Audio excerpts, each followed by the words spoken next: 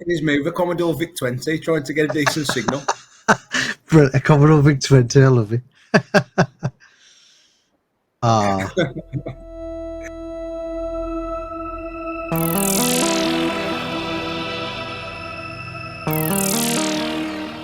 So tonight, I have with me on a good old natter with Craig Marlow. How you doing, mate? I'm all right, mate. How about you, pal? Living the dream. Living the dream, man. Yeah, not too bad. Not too bad. So Craig is you're the owner of a brand new arcade at the moment, aren't you, mate? Called Retro Realm. We am the Retro Realm in Walsall. Good Yeah. old Walsall.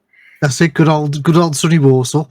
So we'll have a chat about that further on into the podcast.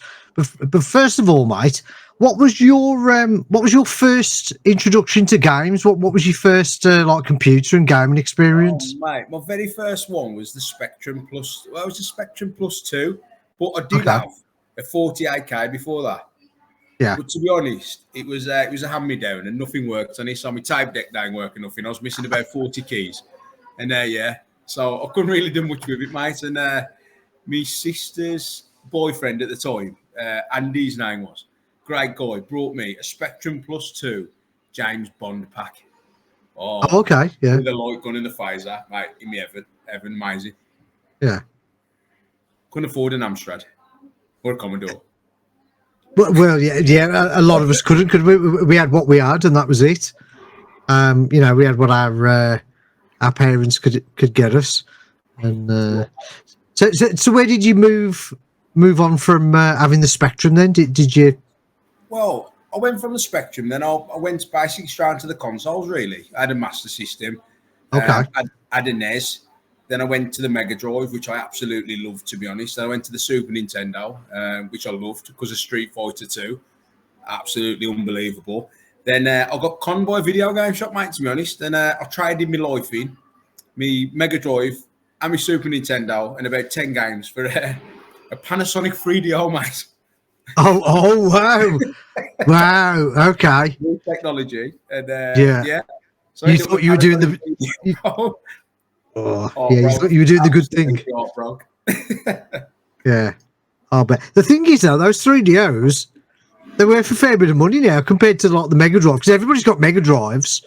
Yeah. But a working 3DO, they fetch a bit of money now. So, I've still got mine boxed. It's immaculate still, because literally I never played it. I thought it was rubbish, and I think I only had one game. You'd be surprised. You should be yeah. It might have been a bad decision at the time, maybe, but now, I don't know if there's a homebrew scene for them. I mean, there's some. I think there's a couple of decent games for the 3DO, but there's probably a whole scene. There's probably a whole scene regarding them. Well, I've got some really good games. To be fair, like I said, as I got older, I appreciated it more. But obviously, it wasn't like you know, when you used to pick up your Super Nintendo and play Street Fighter 2 and Mario World. It was like just pick up and play. It was dead simple.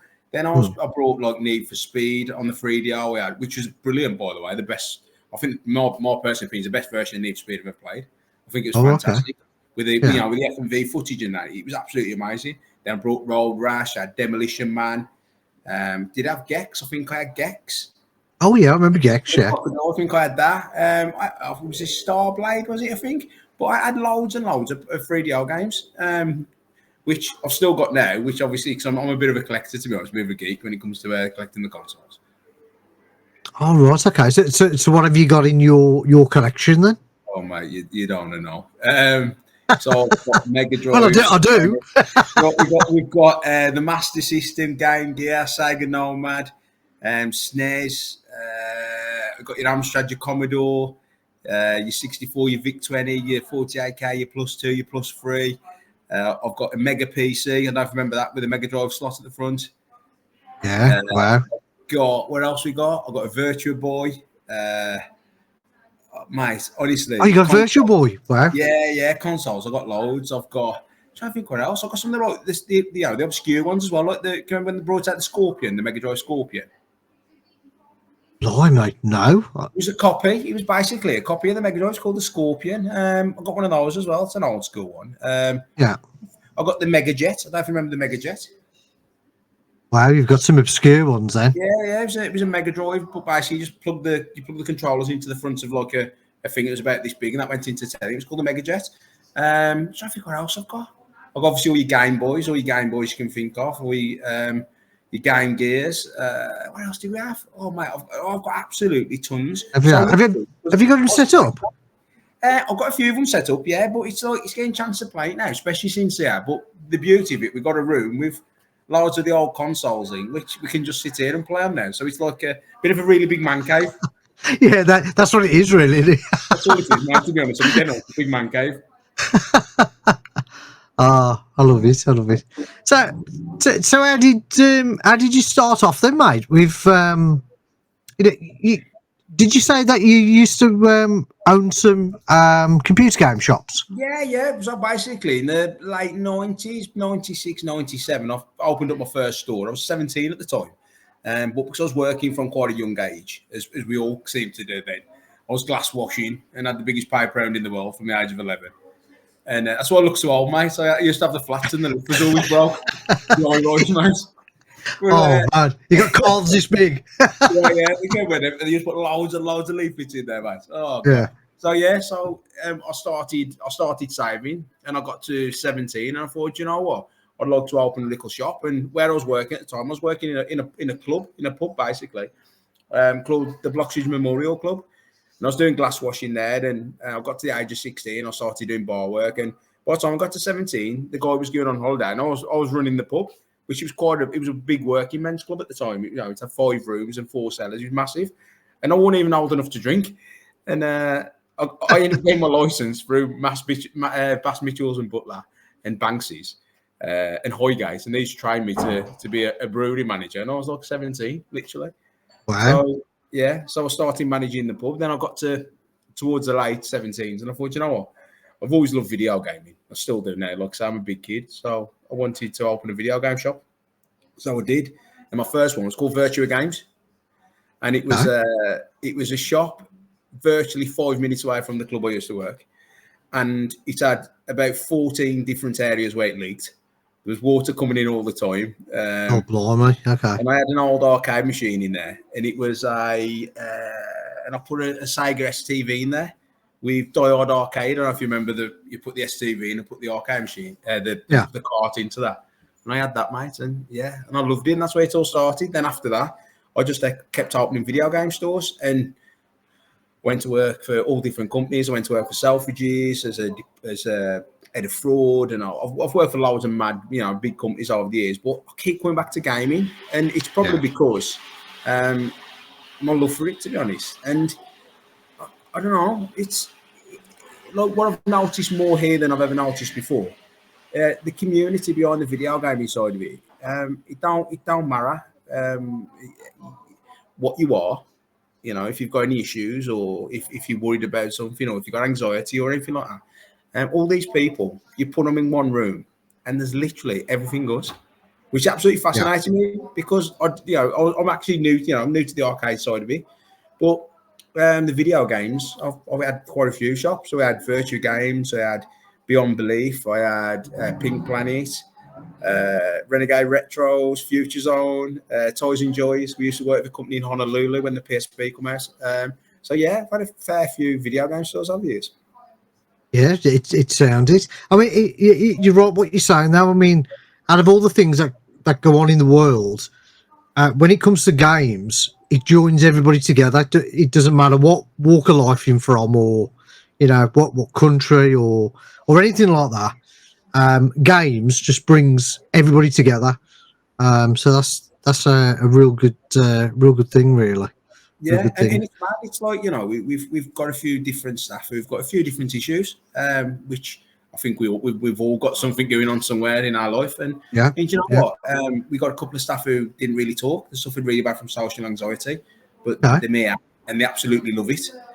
We've got a couple of staff with autism who struggled as well, to get a job and to that, and they're here and they love it. And to be honest, they're absolutely fantastic staff. We'd be lost without these people. So and we're very, very diverse in our staff as well. You know, we got people from all over the world. You know, one of our chefs is from Portugal, and the other chef's from Slovakia. It's mad, you know. And you meet these people for the first time, and we was having some big group meetings, and you know, having the banter, which have still got banter groups now. And yeah, mate, we're literally a family. That's the way we wanted it to be. So, that's brilliant. I'm the owner, but the general dog's body. I'm always a guy cleaning the toilets because that's how it happens, and that's how it is, mate. And yeah, that's it. You're not scared to get your hands dirty. I'm like, I've got no choice because I'm useless. I'm going to tell you, right? Look at these. That's over here. Here's me. Look, you see them all over here, showing. Them all. Cheers, mate. See you later. Thank you. Cheers, mate. See you later. Sorry, mate. The guy that done the artwork is a guy called Schema. And if you ever need his number, we've got his contact details for you. Just come and see us. We sort his number. Yeah, so as you can see, like all the staff are just over there chatting up, mate. So I don't know if you see them all. Very far corner. They're all over there, mate. See them all waving. Yeah, mate. Yeah, that's awesome. That's cool that we can do this podcast as well while you sat there in your own arcade. But yeah, like I say, mate. So that's how we all are. You know, there's a bit of artwork there. I don't know if you can see. Obviously, I can't spin nothing around on this. It's all on there. Yeah. Got a bit of Sub-Zero and Scorpion there, mate. That's it. Over there. Yeah. We've got Donkey Kong and all the Donkey Kong barrels up the corner. Yeah. And this is like obviously this is the restaurant area where people just sit down and have some food and a drink. Yeah. You got Raiden behind you. Oh, mate, yeah, it's fantastic, isn't it? Yeah, it's a good backdrop, that is. Yeah. We've got for years, all mate, Reptile. Yeah. Well, yeah. Now, when I'm over there, I shall make sure I get plenty of footage so I can give people a good walk round video. I didn't have chance when I popped to your soft opening. But the hell, man, that sounds a bit personal. Yeah. Well, yeah. It was what you called it. You called it the soft opening, didn't you? Oh, mate, the more soft, I know that. The more the soft. It is the soft opening, it's the more soft.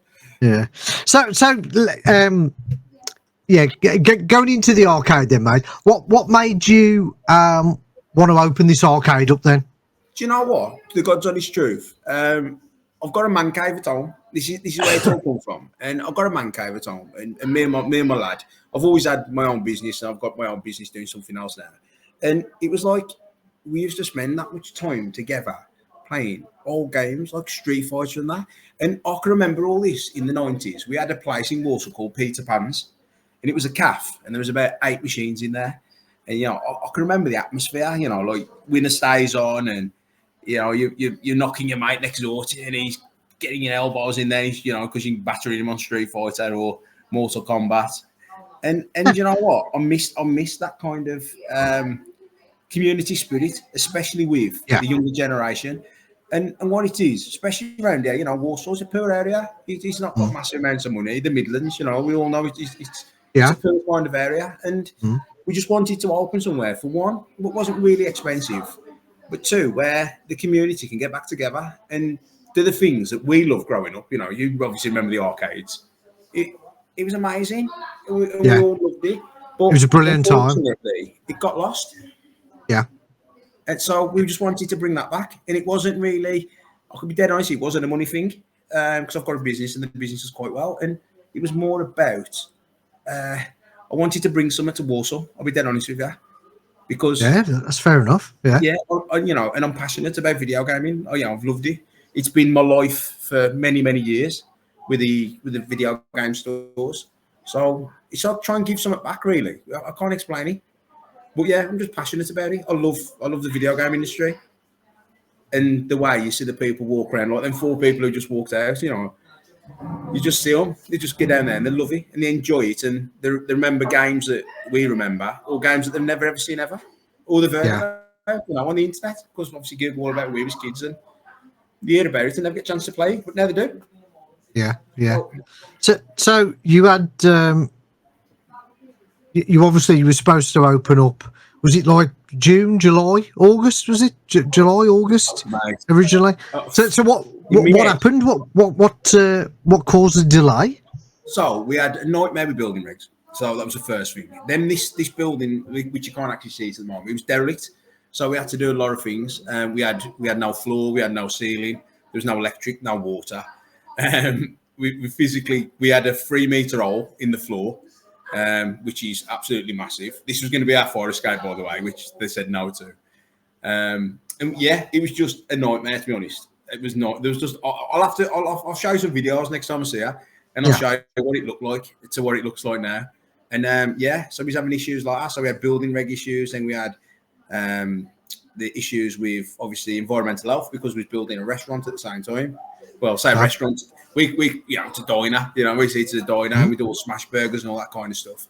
So he's building that. Then we was building a bar at the same time. So we had licensing on site. Then we had building regs. Then we had the environmental health. Then we had to deal with trading standards with all different things. Then we had to deal with the fire marshal because he wasn't happy with this and he wasn't happy with that. So yeah, it was just a long time. So come June, maybe it was me being a bit stupid. Well, it was me being a lot stupid, to be honest. I was thinking we'll be open in June, July, easy. We'll get these guys, we'll sort it all out, and it's to be done. But yeah, we had absolute nightmares, mate, to be honest. Yeah, you have to wait for things to be signed off, don't you? And it always takes longer than you think. So I'll get that.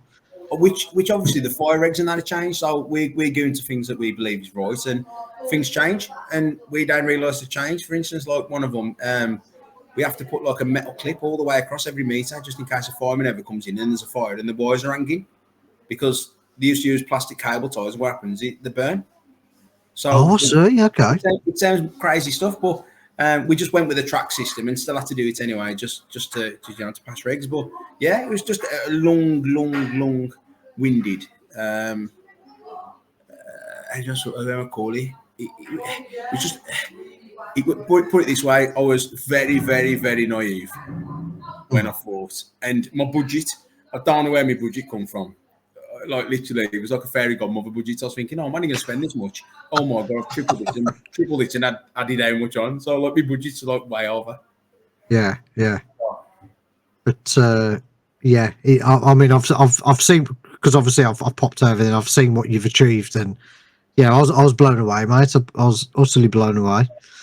So you say you had to have a fire exit put in for the final pass off, did you? Or? Yeah, so basically we've had to check a wall out in the arcade, and but luckily, which was absolutely amazing, the only way to explain it, if you've not been here, the arcade, the front part, we've done it as a restaurant. The back part is the arcade section. So the back part was totally derelict, but the back part actually goes under flats. So it goes under. It goes under these flats, and the flats we're literally right on the riverbank. So we're right next to the canal side. Oh wow! Okay. So literally, so as you go into the flats, this is where we've put the fire escape. So you go through our fire escape. It goes into the flat corridor, then it goes into the car park, where our other one, you have to go down steps, get to the bottom, turn right, go through a door, go up some steps, turn left. See you later. Watch you go, boys. So you have to turn left, go up some stairs, through another door. But they actually accepted that one. But the one where we just put an hole through the wall and went straight out, they didn't accept. Oh, that's mental. Like, oh, mate, it was mad because it was already on the plans. So we ended up getting new plans. We ended up getting new plans written up, and they accepted the one because, it was logical. You open the door, you're outside virtually. Where the other ring, you got to, it's like the Crystal Maze. You got to jump over a few things, and you got Annika Royce at the bottom giving you water just in case. You could have added that as a game. No, it was a few miles away, mate. So that's where that's where all that kind of that come from. But luckily, it passed, and we met. I think what's cool as well, what I noticed was the fact that when you walk in, first of all, you presented from outside with all these neon lights, which is just such a spectacle at night. Yeah. It's going to be a shame in the summer because you're not going to see that.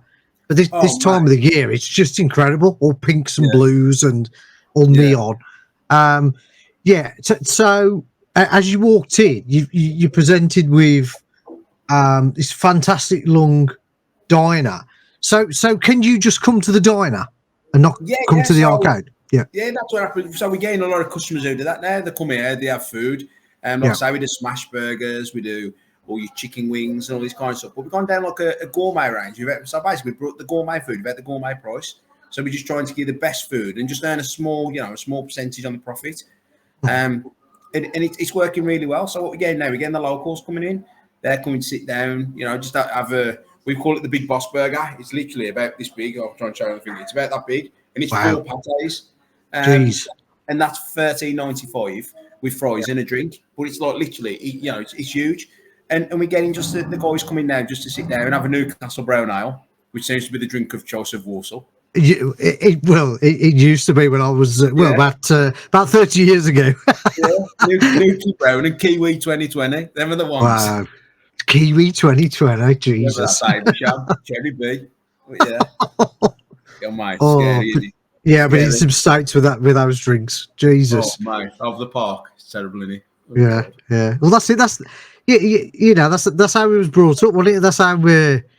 That's what we did. Those were the times where you did. You went to the park, the back of the. I mean, we had like it was like this like shed thing. I think it was used for bowling, and we just used to go around there with cider, and when we was 15 and. Well, that was like it was the 90s, wasn't it? The late 80s, 90s. That's how it used to be.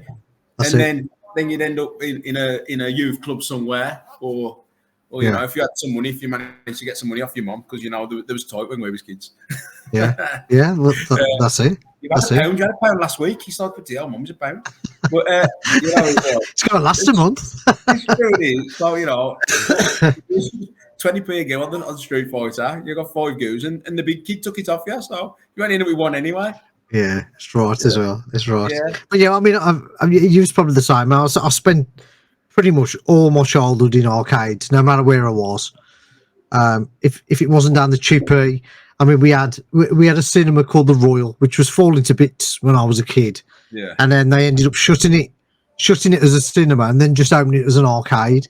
So I was always in there because it was stone's throw away from where I lived, and on a dinner time as well, because I think we had nearly an hour for dinner, and there was an arcade in an area called Colligate, and we used to go there on a dinner time, and so I was always in arcades playing games. Mate, exactly the same. It's like I can remember, like I mentioned Peter Pan's in Walsall, but there was another place called Aussies, which was absolutely amazing as well. And I can remember when the fun fairs used to come, and the fun fairs used to bring the arcades. You remember that? Yeah, I do. Have all these arcade machines that you've never seen, and it was like, wow, it was unbelievable. But now I realise why they ain't there, because of the bloody weight of the things. Yeah, there's an area by me called Brick House. Yeah, and we used to have a fair on there when we was kids, and I remember them bringing the arcades with them, and it was fantastic.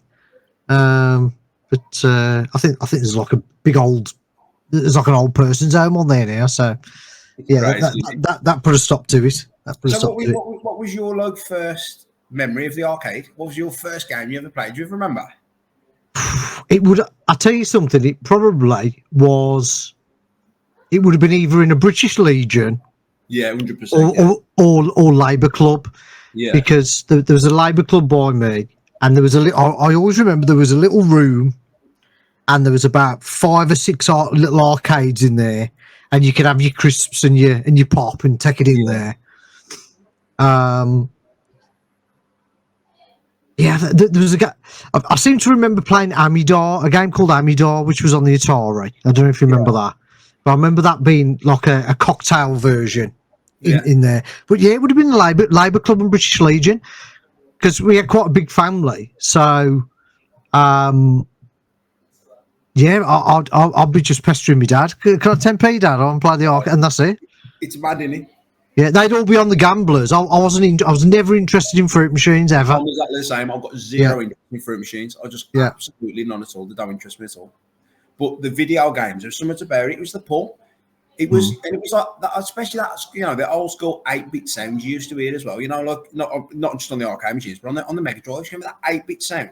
Yeah, it was just like, pure electronic sound. Yeah, it was awesome. It's like it's like we'll go to 16-bit. It's like Streets of Rage. You hear that theme tune of Streets of Rage. Oh, it's incredible. And you know what it is. No matter where you are, you hear that, and it's like it takes you back to it. Well, me personally, it takes me back to when I was a kid, sitting in the bedroom, with like 10 of my mates, because my house was like the halfway house growing up. My mum never used to mind, have all my mates in the bedroom and just playing Streets of Rage or Super Hang-On or a bit of Golden Axe and Michael Jackson's Moonwalker, which was amazing. Again, it was of that time, wasn't it? It was great. Yeah, it really was good. Really was good. And we, like us as a family, we've kept that going forward. It's like if Chase, like my youngest one is 11, my oldest one's 23, and I've got one in the middle who's 18. And literally, we still, even now, we get his mates round. We say, come play this, come play that, come play that. And we love it. We love it because the kids bring something to the house. It's weird. There's nothing like laughter. It's great, and you hear them playing and playing with Street Fighter or whatever. And we grew up with that, where a lot of kids ain't got that now. Unfortunately, they're sitting in a bedroom talking to somebody, just talking to a voice in their head. There's nobody there. They've got the headset on, and that's it. A bit like you, to be honest. Yeah. Yeah, a bit like what I'm doing now. You're not there, really, are you? No, not at all. So, going back to the arcade then, mate. How many machines do you think you've got in the arcade at the moment? Got about 80, roughly. But we've got. Is that all set up, or is that to rotate? Well, we've got containers. To be honest, we've got like 2 containers full of arcade machines. But the problem was, we brought in every machine that was working. Then you allow the general public in for a week, and they ain't got the same respect as we've got for things like, I don't know, for Daytona USA. They ain't got the same kind of respect that I've got for it. And the swinging off the seats and the banging on the pedals, and unfortunately they go down. So we're repairing them at the same kind of time. But then you get the problem where people are on site and the kids, and you can't repair them because the kids are here. So we're trying to do it now in like between the hours of 8 in the morning and 3 in the afternoon, because we open at 4. So like we're living here. We're here from 7 o'clock in the morning, and I'll probably be at about 11 o'clock tonight. We're actually living here at the moment. Yeah. But you've just started, haven't you? So I'm sure things will calm down after a bit. But at the end of the day, you've got to make some money, haven't you? To pay for all your hard work. It sounds crazy. It's like, we've got quite a few staff on board. We've got 2 chefs, and we have got a fair few staff, maybe more than we need, to be honest.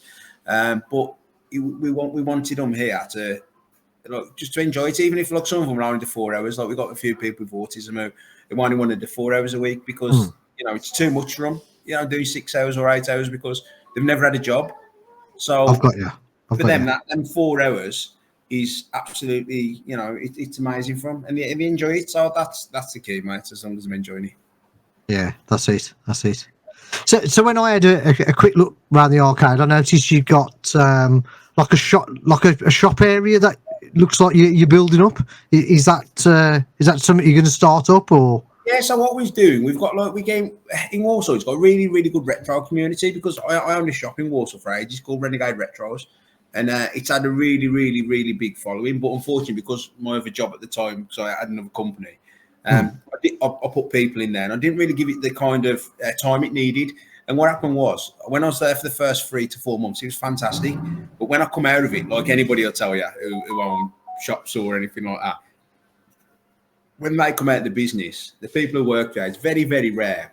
They've got the same enthusiasm and the same kind of goal that you want to achieve. So we was there for a good 2.5 years. The last shop was 3 years.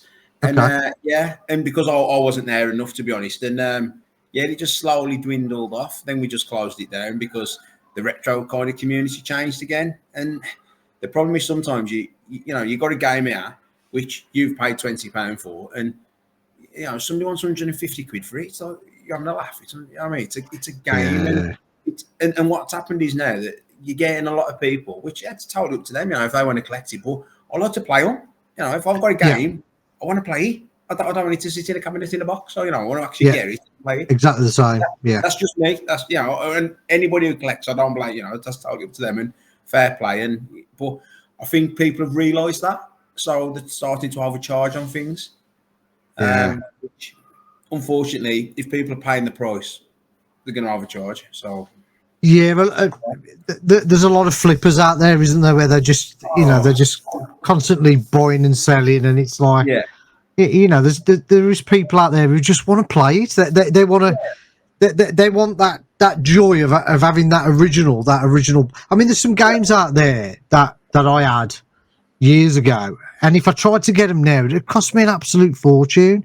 You know, because I had like the original, a lot of the Castlevania games, and I've got a few of them on the Famicom disc system. Yeah, but they're so expensive now. You know what I mean? You try and get Super Castlevania on the SNES. You know what I mean? It's just, but it's one of them, isn't it? You know. But yeah, I noticed you do like parties and stuff there as well. I noticed like a little party room that you've got. Yeah, basically, it's just for the kids. So we've got to try. We thought of a way where we can, you know, get the kids and the football teams in and all that kind of stuff. So yeah, we've got a designated party room. So they come in here, they hire the party room out for 2 hours. You know, we serve them food. And they get like, I think it's like 160 quid or something like that. And it's 11 kids and 2 adults, supervising adults. And they're there for 2 hours and we supply all the food. And, you know, we basically, we've got Switches, we've got Xbox Ones, we've got PlayStation 5s. We don't put them in there for the sole reason they got them at home. So, you know, you come here to witness something different. So yesterday we had 4, because we had a party in last night and we had 4 kids playing on a Wii, playing tennis against each other and they never ever seen one. Oh wow! Okay. And they're there playing like, you know, Tommy. They're there playing tennis against each other. Then 10 minutes after the boxing, and 10 minutes after the bowling, and they're absolutely fascinated. They couldn't believe how good it was. Yeah. And what happened there straight away? Then they forgot about the graphics because the Wii, you know, if you play tennis on the Wii, the graphics are shocking. But they've realised straight away, one about the graphics. It was just all about the game. Yeah, it's all about the game, and this is what we try and say to people. So we get kids now who are sitting in our retro room playing Sonic the Hedgehog, when we've got like Max Storm outside or Dark Escape 4D. So they could be playing that. They're sitting down playing Sonic the Hedgehog, or they're playing like Soul Calibur on the Dreamcast, or you know, or whatever we've got on the consoles at the time. And it's totally changed. It's been forgotten, hasn't it? Get good game first before the rest. You know, I mean, you put an Atari in front of somebody and put combat on, and just, you know, 2 joysticks and just have a game of combat, and it's a fantastic experience because you're next to each other. You know, you got the banter there, and it's you can't beat that. It's something that's missed when you're doing multiplayer online. It's just not the same. The biggest problem is we go back to you're sitting in the bedroom with voice in your head, ain't you? Yeah.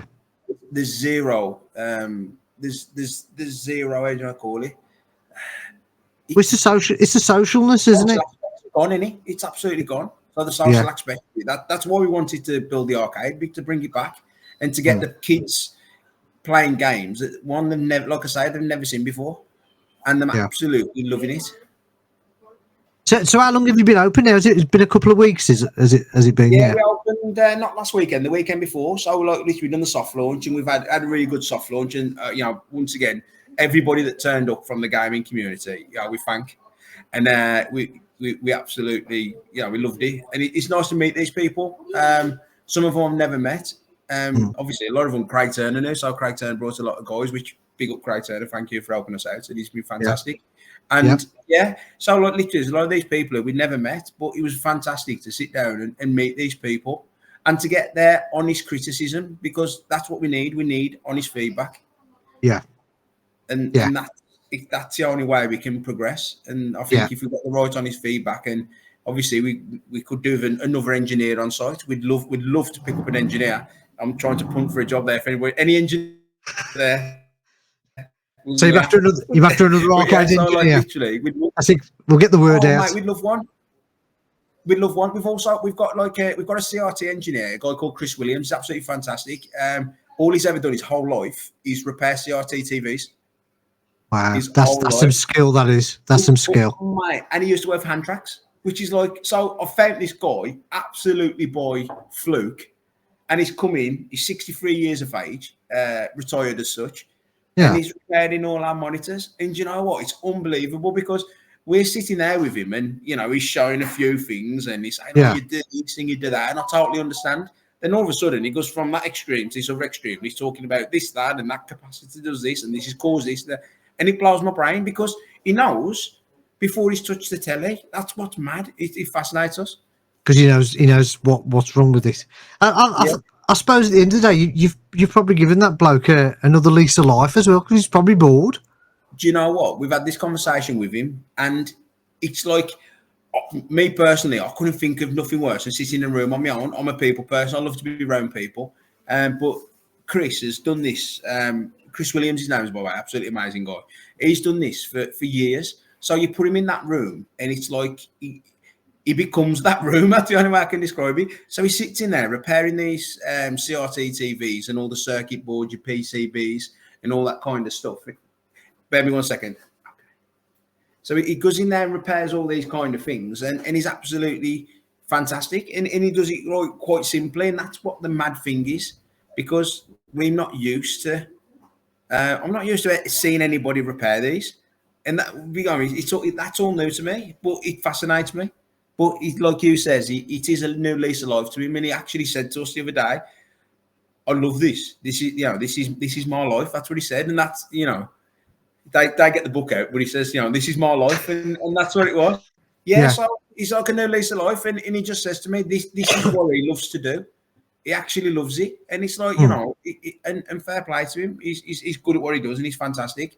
And it's mad how much knowledge he's got in his head. That's what fascinates me, because that's what fascinates me, because he's talking about it, and he'll just say, "Oh, that's because of this," and I look at him, and I think, you haven't touched the monitor yet. And he's telling me what it is, and he just gives me a thing. It's a gun order that, and I'm like, you haven't looked at it, but he knows. He just knows. Yeah. The thing is that kind of knowledge is going to disappear with him if there's nobody. If you haven't got an apprenticeship going, or that's what we've got. We've got a lad called Dylan. We've got a lad called Dylan, who's into video game design, and we explained to him about this guy Chris, and we says, Would you be interested in learning this trade? And it's a dying trade, but it's something that's going to be used for generations, I believe. Anyway, I'd love to see these arcades forever. Whether it's going to happen is a totally different story. But I'd love to see them still about, because I'd love more kids to witness what we witnessed in the 90s and the 80s. I'd love to see. Yeah, you need kids training, don't you? Yeah. Because there won't be any more CRTs. So no, not at all. So we got this guy called Dylan, who's literally really interested and wants to learn it, and he seems to pick it up quite simply. Where with me, I'm sitting in there, and my mind goes off with the fairies. So I'm there for the first 5 minutes, and I'm listening to him. Then he goes into this mode, which I ain't got a clue what he's talking about. To be dead honest, I'll just look at him and go, yeah, sound Chris, sound. And he gives me loads of part numbers that I have to order, which I ain't got a clue what they are. So I have to ask him about 30 times. And then, and then he comes back with this absolutely amazing working monitor that looks like it's brand new, which absolutely fascinates me. Wow, that's some skill. That is, really is. But he also repairs PCBs. So we've got some PCB boards, with a bit of gone faulty, and he's there repairing them and getting them back, getting them back to life. Like we've got a double dragon one that used to have graphic glitches on it all the while. And he sat down with it and he's brought it back to life. Wow. That's fantastic. Brilliant. So, the surrounding area of where you are there any areas that you can hold any big events, like outdoor events, or is that all shut off? Or well, basically where we are outside, we've got a large area outside. So in the summer, we're thinking we've had a word with Craig, and Craig would love to do it as well. And we're thinking about doing mini events here as well, because outside we can do, because we've got quite a lot of space outside.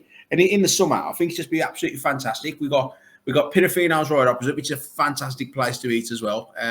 They do chicken, and their chicken is blows Nando's out of the water. Honestly, it's absolutely amazing. Oh, okay. And that's literally right. So you look outside outdoors, and you're looking on the canal. So we're literally on the canal front. Then right opposite us, you've got the Premier Inn. Then that's ideal, isn't it? Ideal, right outside. Then we've got a number of places. So this is what we try to say to people. We try and advertise all the businesses by us, because we've got the Premier Inn, we've got the Brewers Fair, we've got Subway right next door to us virtually as well. We've got the Light Cinema, we've got TGI Fridays, and you cross over the road. We've got Ninja Warrior for people who athletic, as you can tell by me, you know. Oh, so you're always on there. Like, nah, I'm just in there eating the food, to be honest, right? The one the baby runs around. So we've got Ninja Warrior. We've got Temping Bowling as well. Another fantastic place, right? Out of the road. So yeah, we've got a lot of stuff. Then for other people, so you know, we've got like River Island and all them are literally right opposite us. It sounds like you're in a prime location then, really. Yeah, we're in a great place. I look outside, I've got Costa Coffee and Walsall Art Gallery. It's mad. Yeah. Then you've got me with this accent. Not wrong with that accent, mate. It is when you're talking to all the posh people in the gallery. That's their problem. That's their problem, not ours. I know. Oh, yeah. Would you like to see a photo? I'll have a look at a picture. And that's it's like. Yeah. That's their issues, mate, not ours. Yeah, but that's right outside. And we got the Met as well. We got we got an all-you-can-eat buffet right outside as well. Mate, we're in a fantastic location, and to be honest, we get on with all the businesses around us. That's the key. We're going to do a Caribbean night as well. One of the other companies contacted us, and he does all Caribbean food. And he's got like a restaurant, probably about 10 minutes away from us, and he wants to do a Caribbean night. I was like, mate, I'd love that. Oh wow, okay. Bit of jerk chicken, mate. I'm all on for that. I am. Yeah, absolutely. We've got quite a lot of seats. You know, we can seat like 65 people in here. That's quite a good level without the arcade. So yeah, it'd be nice to host these kind of events as well. Yeah. So who did all your artwork? Let's get a shout out to who did your artwork. A guy called Schema, SKEMA, mate. Absolutely amazing guy. He was he's an old school 80s buzz tagger. Okay. And then he used to tag the buzzes in the 80s. Wow. Okay. And all the trains, and then they used to get caught and they had to scrub it all off. That was him. So yeah, but what fascinated me with him? He's like, he said, "What do you want?" I said, "Well, what can you do?" He said, "Well, whatever you want me to do." I said, "Well, that's it. Then you carry on." And that's what I said to him. And because he likes the games himself. So I said, I want a 90s wall. I want like, old school Sonic, Mario, all this kind of stuff, Pac-Man, which he hated, by the way. He was like, I don't like this. This ain't my type of art. Oh, okay. Because he says to me, it looks like a kid's bedroom. I said, that's what it's supposed to look like. That's how it looks. Gotcha. So he wasn't happy with it. I thought it was fantastic, but he wasn't happy. And we just started to go through generations. So we got Donkey Kong in there, we got Ryu, we got Chun-Li, we got all these different characters. We got Jet Set Radio at the one corner. So this was the Mortal Kombat booth area. Every one of our seats as well, they're done as Donkey Kong barrels, which I don't know if I can show you. Let me 1 second. Let me try and grab this PC. 1 minute. Let's grab this laptop. So basically, if I can show you here. So here is, I don't know if you can see that. Can you see? I bet you can't see very well. I can see Donkey Kong.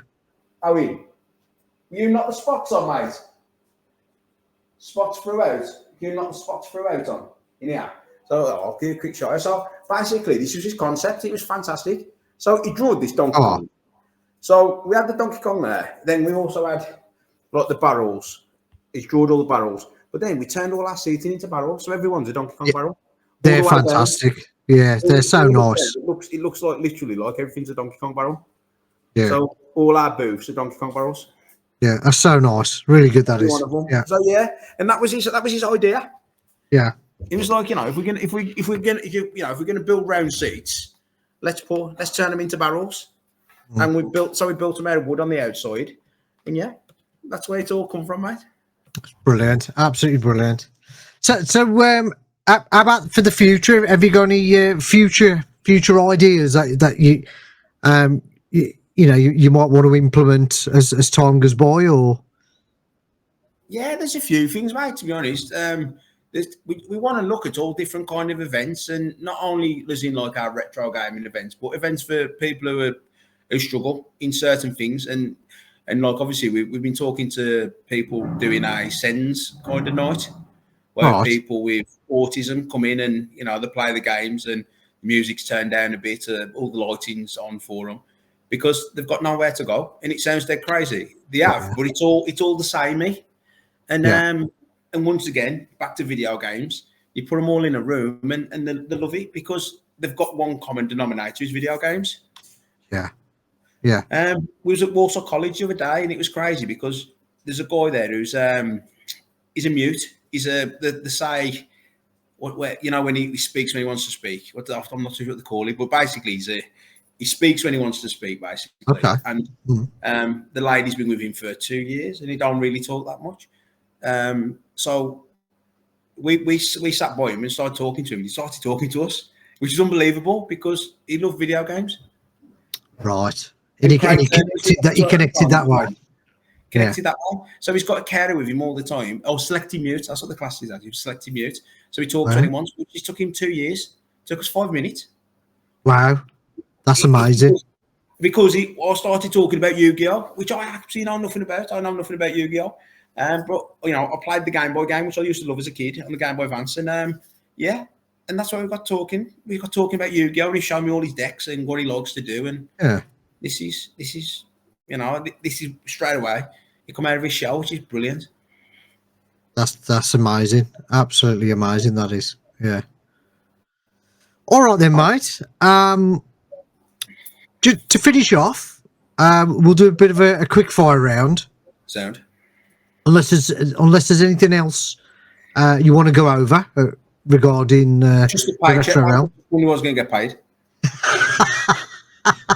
I wish. All right, then let's go straight into the quick fire round, then, mate. Okay, what is your favourite game? Do you know what? Street Fighter 2, mate. I lived on that in my bedroom, mate. Nice. I love Street Fighter. Anything to do with Street Fighter. What character? Ryu, mate, all day. I don't like that Ken, mate. I don't like his blonde hair. I used to have blonde hair, mate. I happy with the blonde hairs. Oh, okay, yeah, blonde hair back in the day. I did have, yeah, mate. I used to like the blonde. I used to like the Milky Bar Kid. Oh, we'll have to have a Street Fighter 2 match next time we come over. Right, I love it. Yeah, World Warrior, mate. World Warrior. All the rest, I got a clue. World Warrior Championship Edition. Yeah. Sorry, mate. Talking of that, I've got the Ghost from Versus Fighting. I went to some tournaments here as well. Right. Okay. Yeah, that'd be good. Yeah. So sorry, that's just coming to me head. Yeah, no, that'd be good. Having tournament nights. Yeah, definitely. That'd be really good. Yeah. Oh, excellent. Okay. Favorite console? It's got to be the Mega Drive, mate. I love the Mega Drive. Yeah. I just love them arcade classics. Altered Beast, Golden Axe, Super Hang-On, mate. Yeah, they were good conversions, weren't they, of the arcades? Yeah. Brilliant.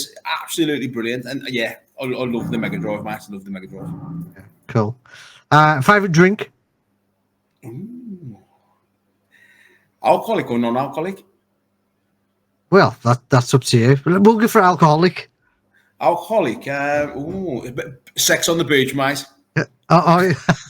You like your cocktails, do you? Miguel, really. I'm a Lambrini, mate. I love a bit of Lambrini, I used to. Yeah. Brilliant. Cherry. Oh, God. I've been so ill on that. Cherry B. Horrible. Yeah. But alcohol-wise, mate. I'm a cocktail. I like cocktails, I do. No, cocktails. Yeah. I've got into cocktails because of my wife recently. And what's that? Yeah, the alcoholic ones, yeah. Yeah. Yeah. I was about one. Oh, yeah. What's cocktails with your wife? Oh, so alcoholic. But yeah, I do like a decent cocktail. Okay, favourite movie? Oh, mate, do you know what? I had this conversation the other day, you know. Mine changes daily, mine does. Mate, it's either Kickboxer. Okay. Blood sport. Really? Okay. Yeah, you really like the old Van Damme ones. Mate, I love Van Damme growing up as a kid. Obviously, you know, you got sports thing like Raw Deal and Red Heat and that, but I don't know, man. Kickboxer was great. It was the dance scene. The dance scene got me. Oh God. He was dancing. Yeah. Yeah, that's the one. It's terrible. I don't think it's yeah, brilliant. Oh, all right. In fact, favourite TV series?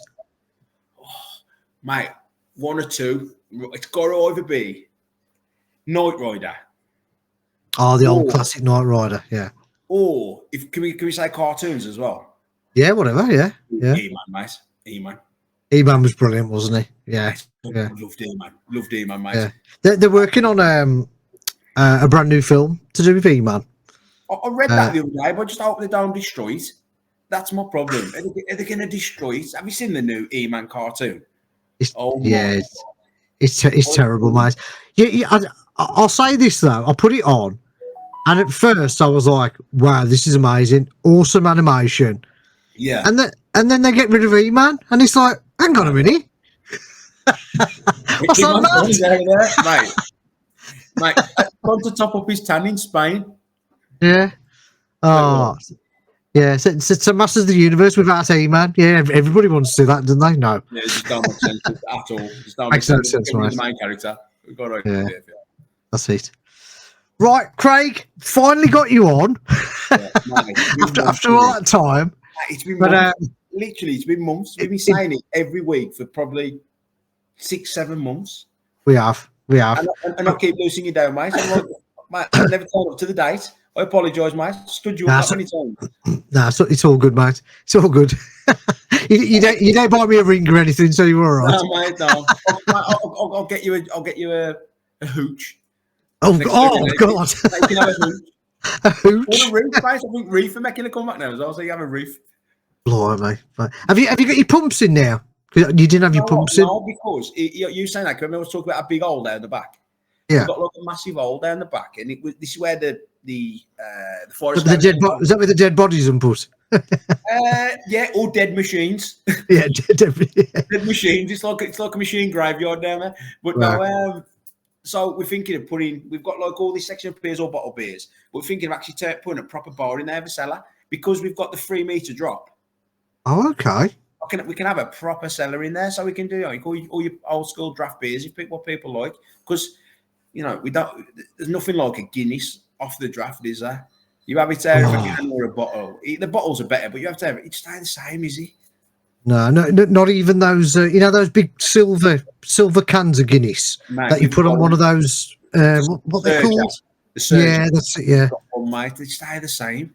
Nah, stay the same. And you never see the horses run out of it on the Serger. The horses, yeah.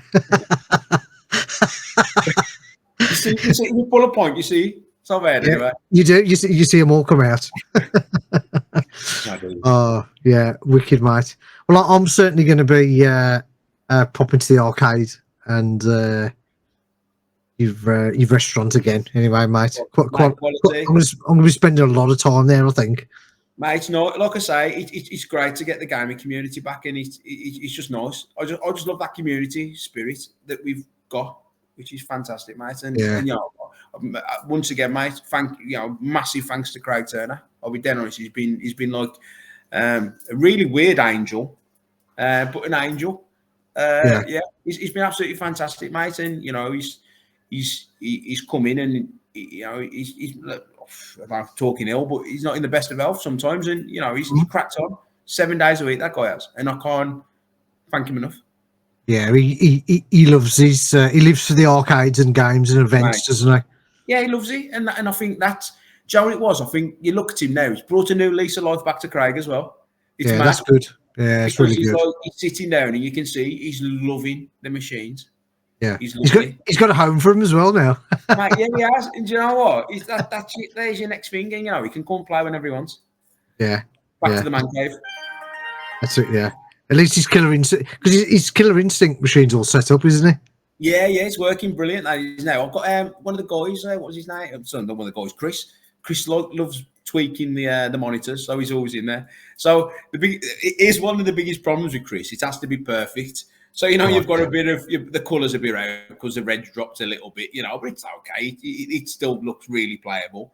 Yeah, having that. Yeah, he's got the back off. Right, the back's off. He's in there. Messing with it while it's turned on. I'm thinking, mate, you're crazy. But then he's got less to live for. Yeah, that's it. So it's been great to finally have you on the podcast, mate. My quality.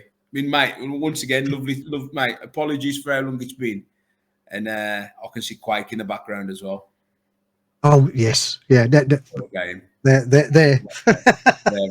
Yeah, like I say, mate, it's just great to have you, and also, big up the stuff you're doing as well, mate. It's, it's like you say, you're on here, you're doing a podcast.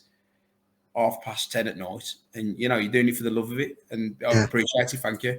No, I appreciate all the support I've had from yourself as well, mate. Really do. No worries at all, mate. Anytime, pal. Anytime. And we'll continue to support each other, I hope. And yeah, it's been great speaking to you, mate. And I'll see you soon. Brilliant, mate. You take care, mate. Keep gaming, mate. Keep gaming. And you. See you later. See you later, buddy. All right.